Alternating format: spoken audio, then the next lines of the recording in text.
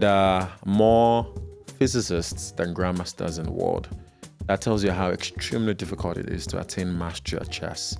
And to be able to do that, you cannot do that as an adult. You have to have started at a really, really young age. What is amazing about how this came together is as I built this idea and I created this show, I remember thinking, you know what, I'm gonna just build this up for a couple of seasons and then one day I'm gonna get this guy on that I've been following for so long.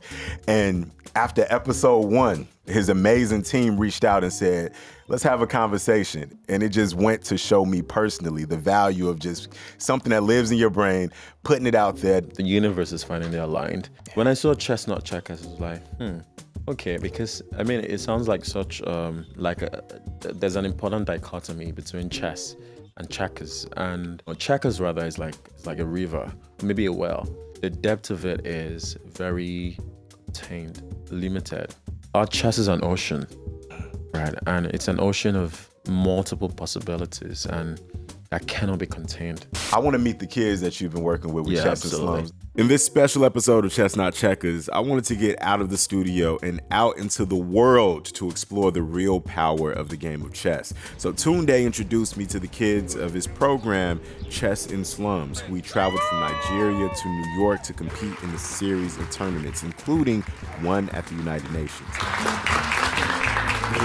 I had them link up with me at Adanne Bookstore so I can get to know them a little better and get a couple more games of chess going. All we just need to do is to give children like Ferdinand opportunities where it started as pawns, they're overlooked, they seem insignificant, but if you position them rightly, it can become queens, the most powerful piece on the chessboard, which I think is the greatest miracle of chess.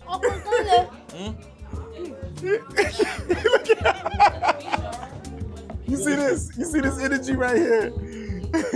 He's teaching them to be assassins.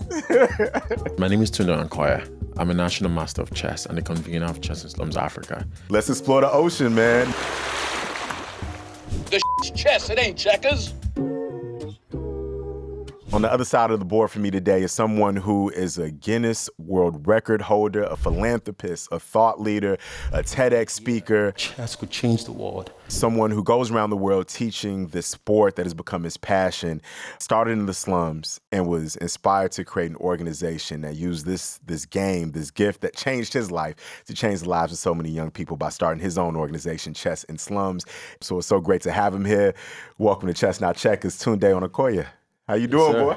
Doing well. Thank you for having me. Absolutely, absolutely. It's an absolute pleasure to be here. Now, I gave you the white squares first because this is going to be less of a match and more of a lesson as far as I'm concerned. Because actually, I started the show because I wanted to get back into chess. So I used to play competitively when I was a kid. Okay.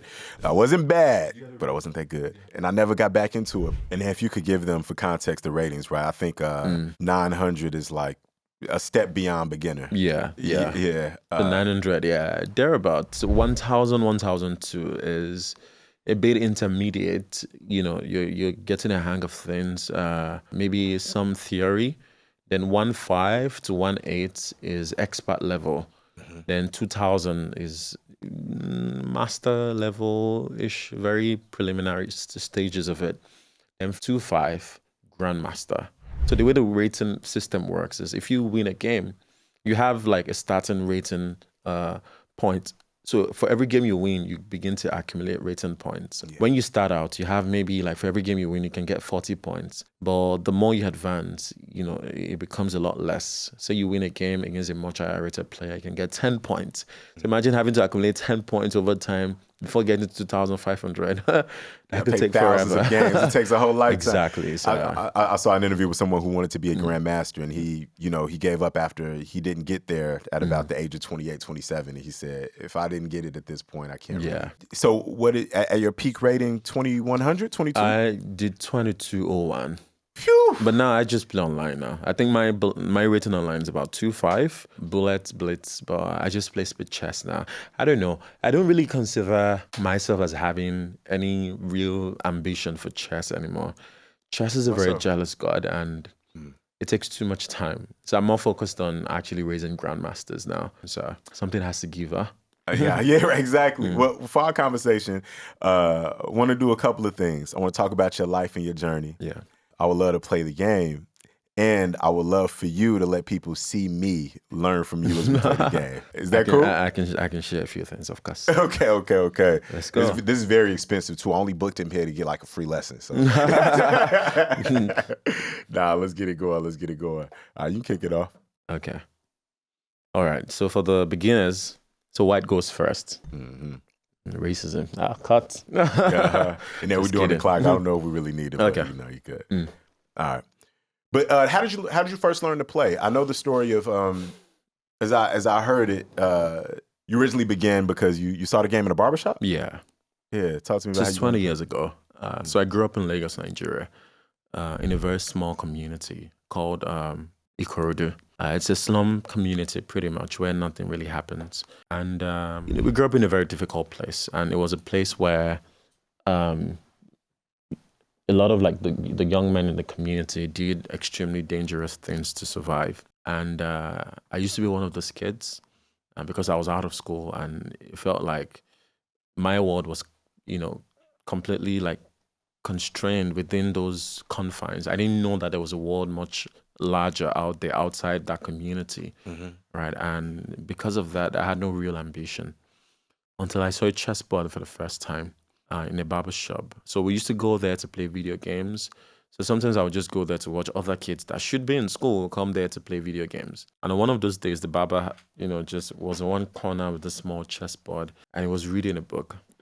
And I remember the first piece I saw was the Knights. And I thought, this looks like a donkey. And he just laughed and said, no, it's not a donkey, it's a knight. And I guess I was just deeply fascinated by the way the pieces were carved. And it's just one of those things that you see and immediately just makes you very curious. Yeah. And I would always go back and ask him to teach me, and he would say, oh, you're too young to learn. So I would just sit quietly and watch. Then one day I went back home and I got cardboard and I drew out the checkered squares myself.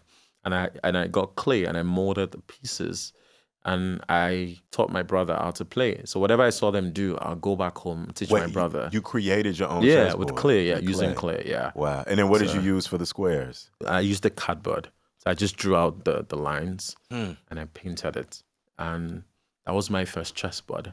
I would beat my brother a million times. And one day they gave me a seat at a table and I lost in 3 moves. And it became my mission to figure out how to block that attack. And one day I got a draw. Then one day I won. And, the rest, as they say, is history. But that was the starting point, yeah. You talk a lot about identity. You said it in your TED Talks before about how chess gave you an identity.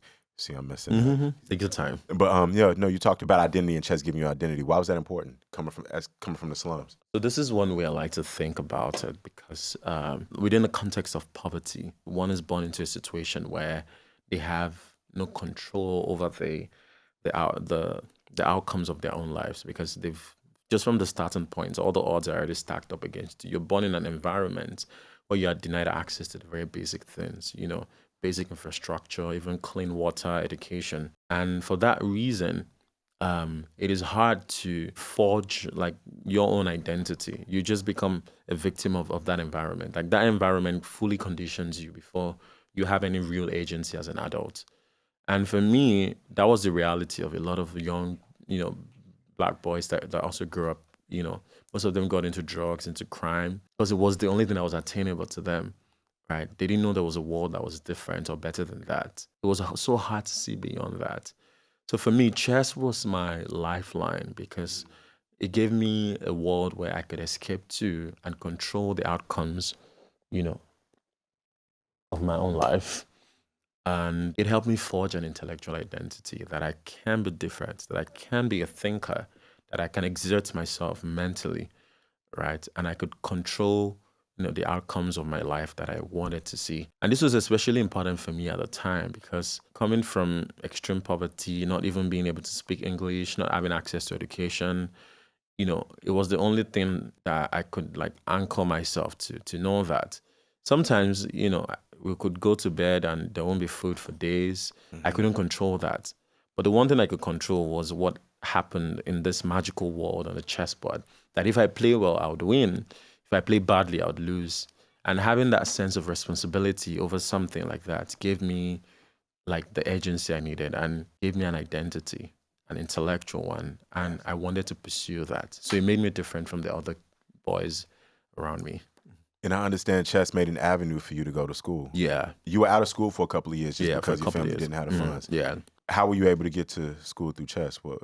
So my mom, shout out to her. She made a very important sacrifice for me. I was at home for a couple of years and nothing was happening. And one day my mom just woke up and said, you know what? She went to the school not too far from, the environment in which we grew up in and said, I'd work for you guys as a cleaner. Just let my son come to school, yeah. And that was it. That was how I got back to school. That changed everything for me, mostly because the school I attended had a chess program. And it wasn't just any kind of chess program. We actually learned chess as a subject in that school, right? So for that reason, I already knew how to play pretty well. So I represented the school at tournaments. So I started to compete against other schools. We'll go to the city. And that exposed me to a whole new world entirely. And, I won a few tournaments. Then I went into college on a scholarship. I was on the college chess team. So I'm back in Nigeria. If you're representing your school, the school fees is waived for you with some other benefits. And that was how I got an education because of chess, because I was good at chess. And that was what set my life on a much different trajectory. Without that opportunity that chess availed me, I would have never become the man that I am today. Right. So, of course, chess, the cognitive benefits, critical thinking, that is the science of it, really. The science of it is in the synapses. But the real value to my life, within the context of my life, was it gave me a way to find my place in the world. Yeah. Right. And that is like being a gateway to education, to mentorship, to community, to people, and to opportunities as well. One thing that's interesting is you can learn a lot from people and how they play the game. You know? And different games require a different version of Tunde, I'm sure. It might be one person you got to play aggressively, one person might have to play a little more methodically and defensively. Chess is a mirror, honestly, and which is why I always encourage people to play. But most people do not have the courage to try it because they don't know how to be beginners at anything. That's a bar. Yeah, it is. Because I mean, it's not to cut you, but people are afraid to be bad at something. Yes. And you have to have the courage to be bad at something. I know, yes. Like the courage to be bad at something is what a lot of people do not know how to do. Which is why, like, one of the things that, because a lot of people are in a hurry to become like famous and, successful and influential and to be seen. But the truth is, when you still have your anonymity, like you have the liberty, the freedom to fail without the pressure of it being so visible. So people are really like afraid of failure. They're afraid of being seen, failing, right? So, and I think that is the thing with chess because it's the one thing that, so like failure is so visceral, it's so obvious. It's like it tests your intellectual ego, like your sense of chess becomes an extension of who you are. That's right. Right. And for me, it has helped me understand a lot about myself, to understand, even the benefits of like delayed gratification. Right. And, you see a pawn, you want to quickly grab it. And it doesn't always work that way because sometimes in life, when you see a good move, you should still look for a better one. Right. And all of those different principles are things that you'd learn during the game, but mostly about yourself, right? So I think chess is just the perfect way to really learn who you are, or rather who you can even become, right? And to also have the courage to try and suck at something so much so that is it pretty much. I used to say it when I first started in journalism, because I'm not a trained journalist. Before I ended up doing this work seriously, I said, the thing about me is my ability to practice in public. And so I did live radio before I really knew how to be good at radio. And if I can embarrass myself live on the air, then those same people will be on that journey with you when you get better and when you learn more, Exactly. So if you could boil it down to a couple of principles, you already said delayed gratification. Yeah. I'm gonna ask three then. What are two other quick things that chess kind of teaches you? Which, by the way, and as you're about to let me know, I just want to let folks know this guy is he has the attacks are so calm, but deadly. Like, you got the knight is already looking at my queen here. Yeah. And before I could even think to do anything with this pawn, the rook is looking at my queen. Everything on this file is just... Yes. It's deadly over here. In essence, I just sacrificed my knight for a pawn, but he can't take it because the pawn is the only thing standing in the way. And if the pawn captures the knight, the queen is dead. That's it. It's ugly. Maybe that is another very important lesson. Is Talk to me. I think it's also the power of focused thoughts in chess. I think we live in a world that is deeply, deeply distracting. Now more than ever, we're more distracted than ever. And one thing I think chess has helped me like condition my mind to be is to be in that state of flow, that deep immersion in something. I have played a chess game that lasted 6 hours before, and I was winning. And it's been 6 hours of like tedious, beating up my advantage, because when you're playing against masters, the difference between the game are very, very, very small margins. The masters are not going to just blunder a piece of like, oh, I didn't see my knight. No, that never happens, right? What you're just doing is like you're expanding on small margins of control, of important squares, and you begin to build that up gradually until something cracks. And imagine doing that for 6 hours during the game, very tedious, and I had a winning advantage. And I just needed to make the final move to win the game. And in just that split second, I got a little too excited and I blundered, and that cost me the game. After having the advantage and beating it for 6 hours. And this is how unforgiving chess can be, which is why you have to maintain focus in a deeply immersive state, right, where everything else just fades out. Being able to do deep work like that in anything right now is almost lost. People do not have that anymore, right? People's minds are like completely fried. So I think one thing that chess can really help you learn is understanding the power of focused thoughts. Being able to deeply immerse your mind in something for long hours. There are very few things in the world that can give you that state of flow, that immersion now. So that is one thing chess has really helped me to do. That yes, I can be distracted sometimes, but when I need to sit down and do deep work, the process of having played chess over time has prepared me to be able to do that. So that is another important one. I think another one that I've really come to like understand, right, and it's also a bit intertwined with delayed gratification is sacrifice. The understanding of sacrifice in a very practical way. And for people that are probably beginners, all the pieces, right, have specific values, right? The rook has a value of 5 points, and the knight has a value of 3 points. The bishop has a value of 3 points. The pawn, just 1 point. The king is invaluable because the king is the game. If you lose the king, the game is over. And the queen is 9 points. Now, the reason why you have these values ascribed to the pieces isn't because it's a marketplace and you have to trade like that. It's so you understand the strength and weaknesses of your pieces, but to also be imaginative enough to know that that innate value doesn't constrain them. A pawn that is worth 1 point, when placed in the right position, can be worth 10 points, can even be more powerful than the queen. But being able to understand that positioning through sacrifice is extremely important, right? And this is one of the things that you learn in a very practical way, in chess. To understand that sometimes you have to, let go of even the big guys, just for marginal positional advantages, to advance yourself positionally, right? To ensure that you're controlling the right squares, right? It takes a true master to understand that I can't sacrifice my knight for a pawn, even though my knight is more valuable. Right. But I do that because I want this positional advantage that it gives me. So I'm willing to accept the loss of material for now, for an advantage that would help me win the game down the line. Because winning is what matters. Even if you capture my queen and all the pieces and I checkmate you, the game is over. It's over. There's something fascinating about the pawn where it's like you can take something that the world considers the least valuable piece. Yeah.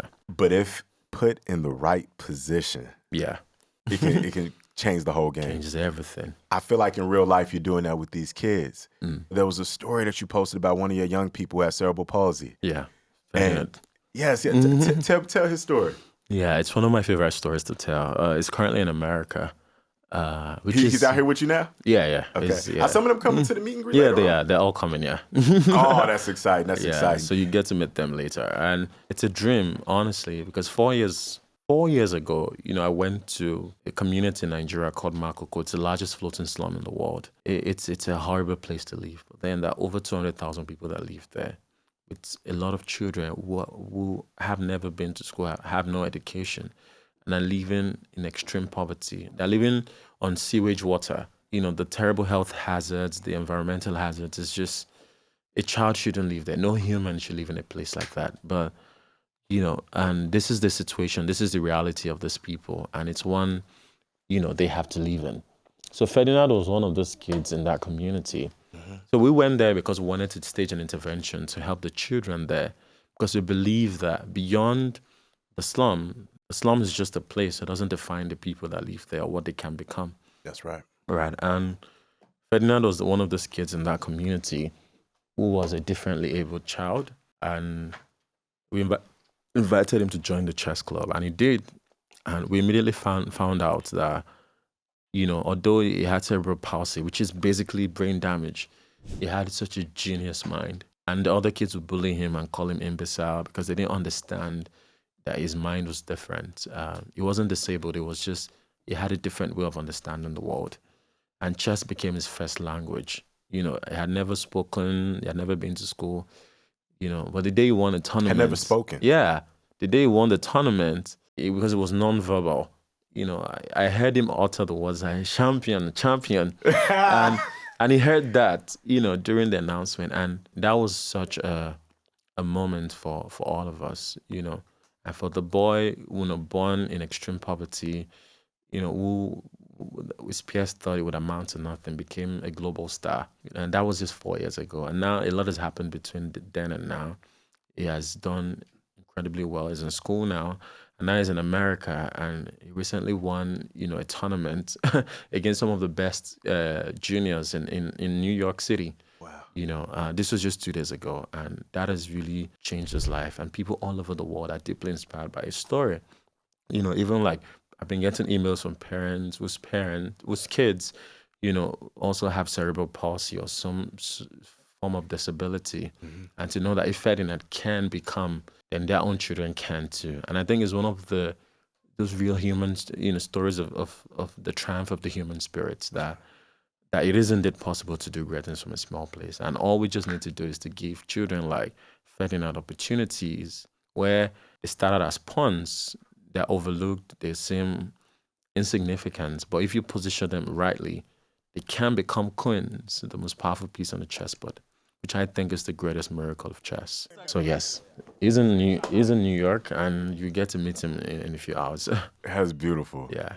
Being the son of immigrants from Ghana and going back home frequently, you see, we grew up poor, but poor here looks different. And you don't want to fall into the stereotypes that people put on Africa. Yeah. But there's also the truth that what has happened as a result of colonialism, corruption in government in places back home, poverty and destitution. Yeah. The level is different. The level is different back home than it is here. Much different. Much different when kids are, we have kids who are from impoverished areas, who don't go to school, who don't have access to good food, who live in food deserts, who have problems seeking education. And then you have kids back home who are just fighting at some point to make enough to get school uniforms so that they can go to school in the front. They just want to go to school. Yeah. Can you just tell me what poverty has looked like in all of the different places that you've traveled? I mean, poverty in Africa is different. Yeah. And I really don't like to believe poverty is a money thing, because the way poverty is measured, what they consider the most important metric is when someone lives below the $2 line daily. So it's like there are people that cannot afford $2 to survive, to feed themselves daily. So that is measured as extreme poverty.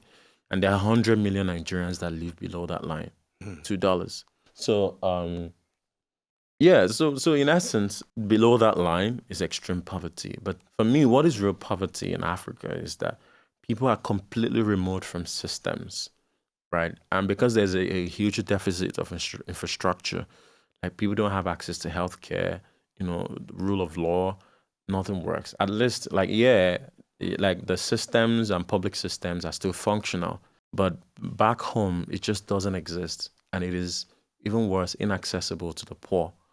And when you have a situation like that, then people, even if you give them money, they will never be able to build prosperity for themselves. They will end up back in that same position, situation, which I think is a real tragedy of poverty, and which is why we have like 20 million children out of school, because there's this system that continues to impoverish people that has now become almost self-fulfilling in itself. So, Right.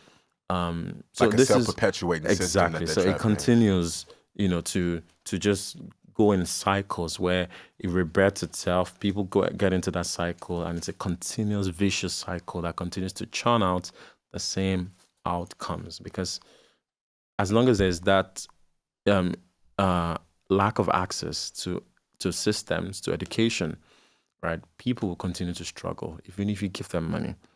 So, and of course, the slums and the ghettos, yeah, they're okay. There's still a lot of like gentrification happening. So it's like there's slums in urban communities, but back there, you see like villages where nothing happens for miles and miles and miles. And, imagine being born in a place like that, and most of them never leave there, or they don't even have any opportunities to leave there or to see anything within that scope, within that vicinity, that could even inspire them to be a bit more ambitious. When you talk about your childhood, you had the desire to go to school. Where did that come from? Wanting to, at 11, 9 years old, wanting to go to school, knowing that that's somewhere that you needed to be, rather than just saying, hey, listen, I'm in a position, I can't go to school. It is what it is. I'm just running streets. You still had that inner ambition. Yeah. Where did that come from? Yeah, I guess it was two things. I was a very curious child, and that curiosity was what led me to continue to search for something, some meaning, even when I didn't even know what it looked like. It was like there had to be more meaning to this life that I knew. I couldn't properly articulate it. I didn't know what that looked like, in essence, but I just knew that there had to be something out there. And it was just because I had a mind that was, endlessly curious about the world. I would always ask questions about everything, very stupid questions about everything as a child, even when I didn't know what it meant, or even if it was ever a real thing. And that was the one thing. Then the second thing was my parents were not educated, and it was something that caused my mom a lot of pain. Right. And she, like growing up, she would always tell us that, oh, she wants us to be able to go to school and get an education because she did not. So that, in some sense, was always in my subconscious, that I had to do this to like make things right, for my family, and as being the first child as well, I had to be the one to make this right, for my family, because it was something my mom always wanted. So I always had that awareness that I wanted an education, right? Even when the other children in the community, even when they didn't care about stuff like that, I always knew that I wanted it. I wanted it. I had that yearning, even if I was just going to do it for my mom. And honestly, it could have gone either way, because a lot of the boys that we also grew up together, to them, they did not see role models, right, that they could say were successful because of education. Right, the idea of success was validated in people that were like maybe internet scammers, or maybe very powerful cultists, that had power, that were like cultists, gang leaders. Right. So that was their understanding of success. That was always predominant in the community. So, and people see what they become. Honestly, it is as simple as that. Yeah. They become what they see, they see, rather. yeah. Right. And that was a lot of the influence that I saw as well. And like I said, it could have easily gone both ways, which is why I'm forever grateful that chess was one of those things that anchored me, and they instilled the right values. So even while we were in the wrong environment, we still had that internal locus to know that, like, this is the right thing and this is the wrong thing, right? A lot of like young people did not have that, but we're still lucky to have that, despite the situation.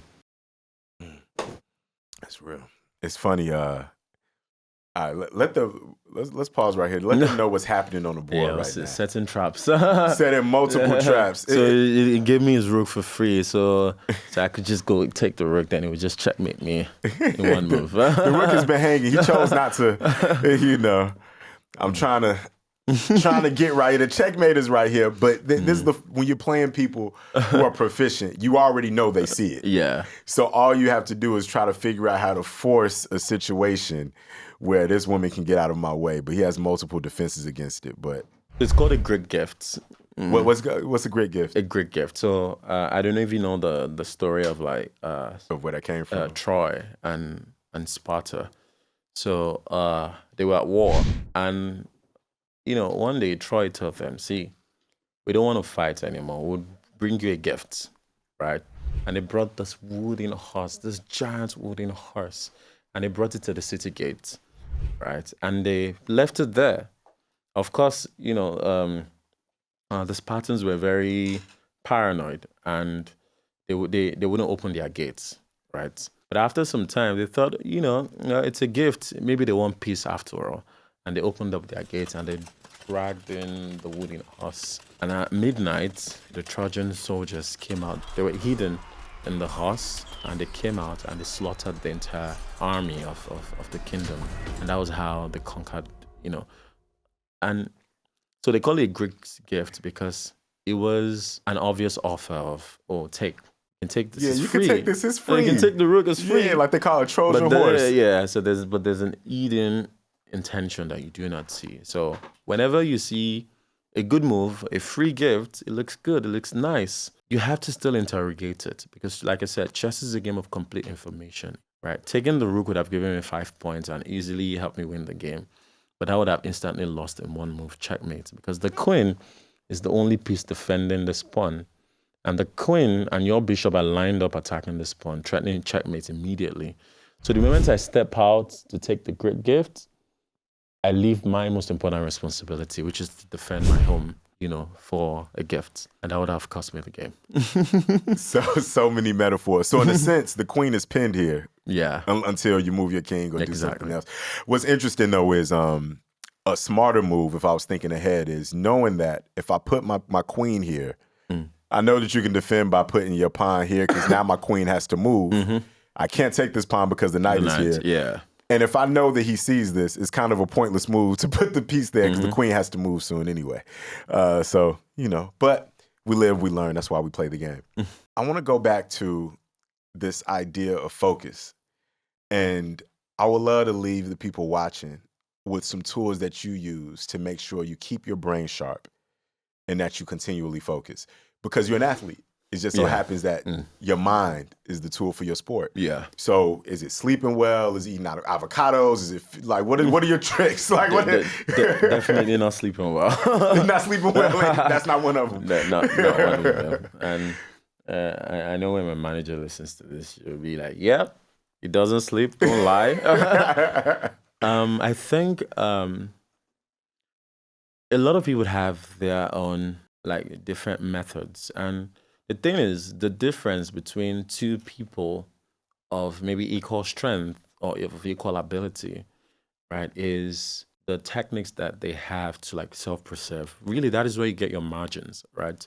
Two people can be extraordinary. So how do you really differentiate? What becomes the differentiator? What becomes, how do you really get your margins in there when you have two people of maybe equal competence or equal skill? Is how they self-preserve. Right? And there are many ways to think about it. For me, there are seasons in which I'm able to rest properly, and there are also seasons in which I'm just constantly going and going and going and going because of the complexity of the things I have to do on a day-to-day basis. Mm-hmm. So it's something. Oh boy, I'm running out of time.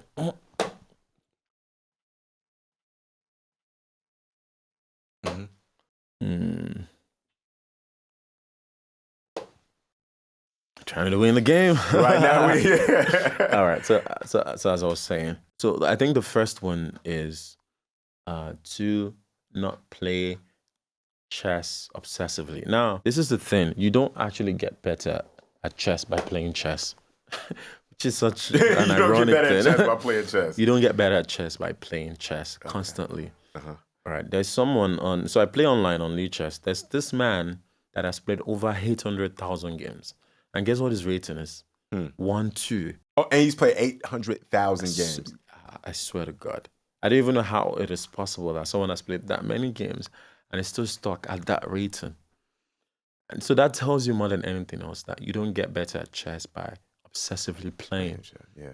Right? It doesn't work that way. So how do you really get your margins in? Anyone can play chess for hours. Right? Is when you understand what to learn. And that is even as relevant in the world that we live in right now, when there's like a barrage of information, of knowledge, everyone, there's so much to learn. There's so much that is being like dispersed into the world. Everyone with their different opinions and convictions. It's like, how do you decide that this is worth my time? How do you discern that this is the right thing to learn? Mm-hmm. So that is where you like sort of like conserve your energy, right?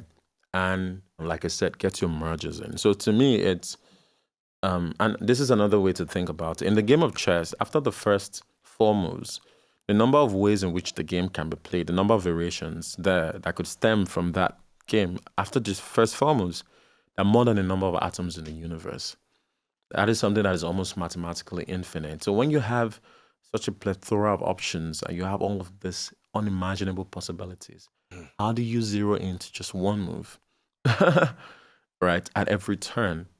So it means that your decision-making process has to be streamlined, right? And this is how grandmasters edge out like beginners or other players, because they know the sequences to focus on and ignore the rest. The beginner wants to calculate through all of it, but the grandmaster already has strong intuition, and which brings us to the second point: intuition, having that internal locus, like I said, that compass, that helps you not have to like exert yourself, right? Is also trusting your intuition, right? Which is where like, for every athlete, some work extremely hard, but some are just intuitive and they know exactly what to do, when to do it, and the best time to actually apply it, right? So like I said, 2 people can be of equal competence or mastery level, but where they get their margins is how they pay attention to their intuitive senses, right? When they like are able to like streamline their processes to focus on the things that truly matter at specific points in time. So all these little things is what I think can be the differentiating factor, amongst athletes or sport people of equal competence, right? And for some people, it's just rest. And for a lot of other people, it's just fun. Like the world champion Magnus Carlsen, he says chess for him is fun. And that element of fun that he has retained, that childlike sense of like exploring, learning, and having fun while playing, makes him the best in the world by a clear margin. Yeah. So he has fun with it. Yeah. Right. Chess for a lot of people is very gruesome. And grueling. But he's just having fun. Yeah. Well, I have fun even though I lost. My clock is out, so that means I lost. But I want to meet the kids that you've been working with Chess and Slums. I would love to. We're about to go to Adanne Bookstore in Bed-Stuy. Yeah. You want to ride with me? Want to get over there, get another game going? Yeah, and keep the convo going? All right, So let's get to it. Good game. Good game, yes, brother. Sir. Yes, sir.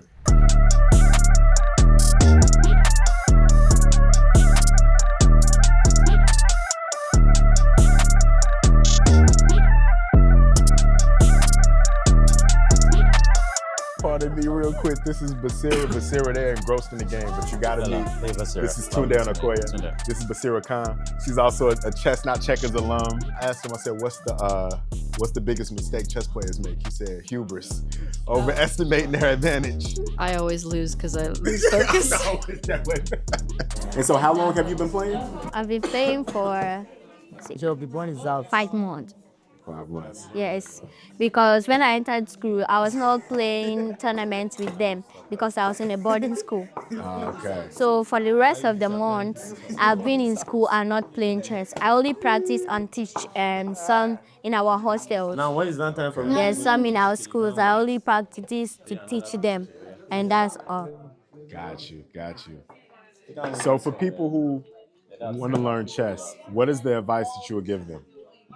Yes, I always tell them to be patient even when they take their pace and also be focused. Yes, I teach them to always be focused when playing, and when they see a best move for them to move, they should always look for a better move than that. Valuable lessons, valuable lessons. What is your favorite thing about learning from Uncle Tunde? He always encourages you. Because the first time I played the tournament in Morocco, I failed the first one. Did you? I failed the first one. And when I failed it, he told me I should not be and not to be sad because there will be a time. Like this, and I'm about to chip it. Okay. Like this. Do.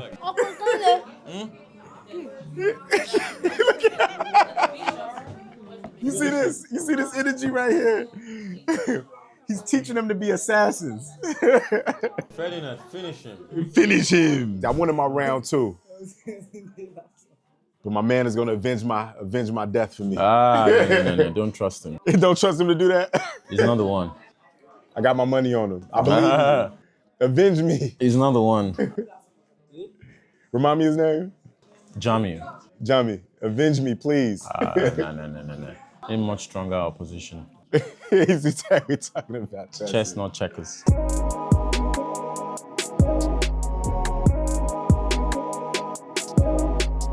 Yo, how did it come to your mind to even attempt at the Guinness World Record for the longest marathon chess game? So it was my first time in New York, and me and my friend, we were walking Times Square at night, and it was just one of those moments where, we had a moment, and it felt like, let us do something remarkable here in this moment, and let us show the world that, let us push human limitation and give the world something new to believe in. We had thought about doing like a fundraising gala night. It just immediately became clear to us that we didn't have the resource to do that. Mm-hmm. So instead, we thought about what we could do that was equally impactful, mm-hmm. right? And we just arrived at that moment for some reason. You know what, Ross, let us break the world record in Times Square. And Ross is the kind of friend that if you tell one thing, he's already 10 times as animated. And you need people like that around you. And I was supposed to leave for Lagos the next day, and I just canceled my flight. And I was like, you know what? So we literally had 10 days between when we made that decision to when the world record event happened. Now, for context, he previously held the world record for the longest marathon chess game at 60 hours? Hours, yeah. And then someone recently in Norway 61. beat that record. And by the time this comes out, it'll be public. But technically, the announcement that he's going to go for the record again is actually happening tomorrow. Yeah. But do you have a personal goal? Because he beat it with 61. Do you have a personal goal? 70 hours for sure. You're trying to go for 70 hours? All the way, yes. We're doing this. And what are the rules for the game in order for the record to count? So a couple of rules actually. So you play one person the entire length, 70 hours. Oh, so you have to have somebody else who's willing to play with you? Yeah, of course, yes. Yeah. You won't... it's not multiple people? No. Okay. So it has to be like the one person at the beginning of the attempt for 70 hours. Oh, so they too will hold the record? Yes, of course, yeah, it should be, yeah. So it was me and Shawn Martinez last year, National Master, US National Master. Mm-hmm. Very strong player. We just thought this was our own way of making the world just be a lot less indifferent about these issues. And that really was it. It was how do we get the world's attention to what we believe in and the kind of world we want to see. So just a couple days after our interview, Tunde and Puerto Rican chess master Shawn Martinez attempted to break the world chess marathon record one more time. They set a goal to raise money for a homeless school in Nigeria. And what better place to make history than the heart of New York City, Times Square.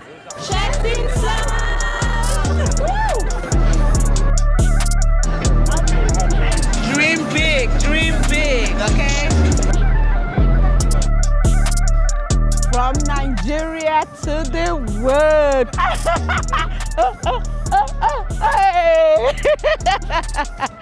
Hey, thank you guys. The first 6 hours felt like a walk in the park. The hallucinations have started just a little bit. Shawn and I have started saying puns where there were no puns. And of course, we're in for the long haul. But I'm grateful. Our people are here. They've been coming to support us. We have jollof rice, and that is giving us more energy. Coming from Spanish Harlem, what did chess do for you? So chess allowed me to navigate through the streets, because what happens in Spanish Harlem is that I come from an area where it's so easy to make a bad decision. Chess teaches you that it's very rewarding to make a good decision and to have a plan in life and to really look forward, to enjoying the fruition of making these good choices. Like my family were first generation Puerto Ricans who came in to Spanish Harlem, and we had a giant family. But I was the very first chess player, and then I got to teach other family members how to play, and it's been something that's been generational. It's been really helping, It is possible to do great things from a small place. I believe that Chess in the Slums Africa has been doing an amazing job in shining the light on the power of chess and how it can help change lives. I would love to do something similar, and if we have more people like this in the world, I feel like there wouldn't be a single struggling child, and we need to do better as people, and hopefully our stories and our mission right now could influence more people around the world to just do better and do better by the kids, because they're the future. Shawn and Tunde played chess for almost 3 days straight, setting a new world record at 64 hours. 3, 2, 1, go! And in the process, raised over $100,000 for charity.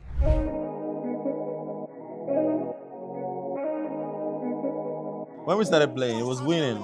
He won 5 games. It was 5-5. And I gave him an offer. I said, now the score is 5-5. If you can win 1 game, I'll give you 50,000 naira, which is about maybe $50.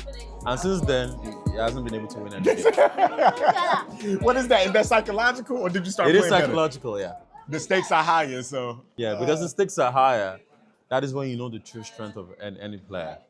When it's convenient, anyone can just, play well. But when the stakes are high, there's a little more pressure. And it's feeling that pressure now. Pressure cooker. Feel the pressure. So what do you do when the stakes are high on your end? How do you keep yourself calm so you still show up the way you're supposed to? Hands of steel. When the stakes are high enough, that is when I thrive. I thrive in absolute chaos. So he is now in my turn. Right?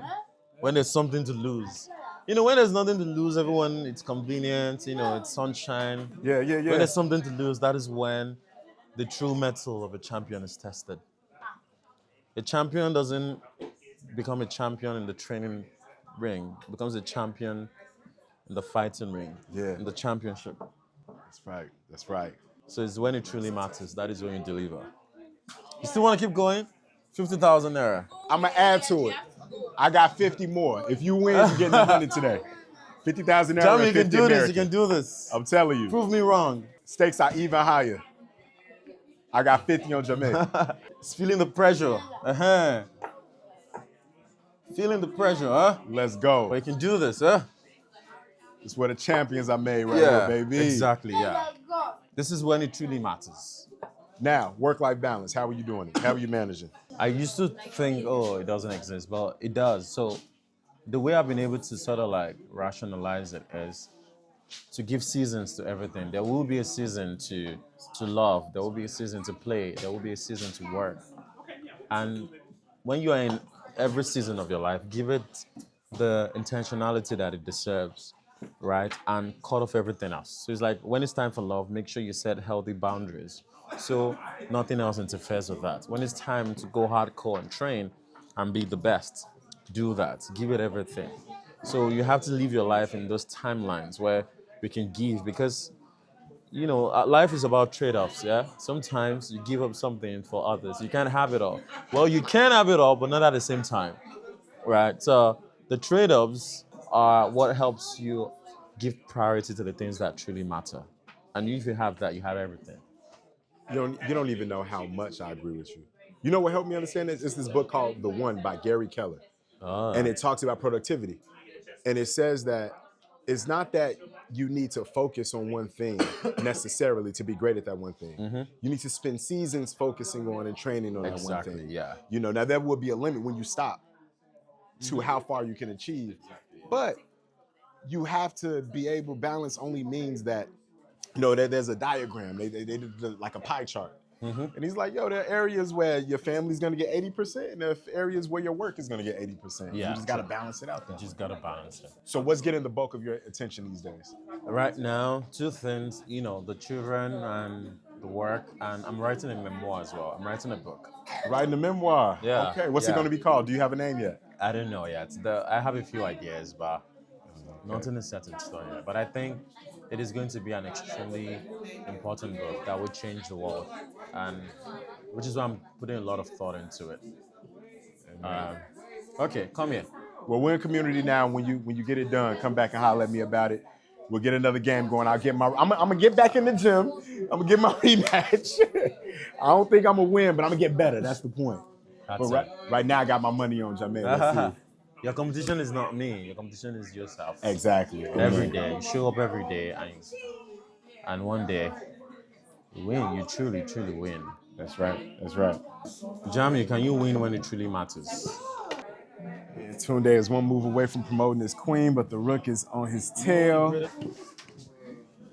The pawn can become the queen. In chess, the small one can become the big one.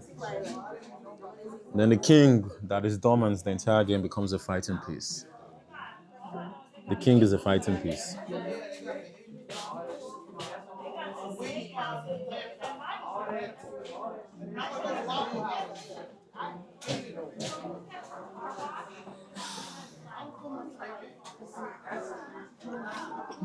Now, a mate with a rook and a king is possible, but it's tricky. Oh, it is possible for sure. It's definitely possible. It's just tricky when other pieces this game is over. He knows it. He knows it. He ain't gonna give it up, though. No, he won't give it up. He knows it. He knows it's over already. There we go.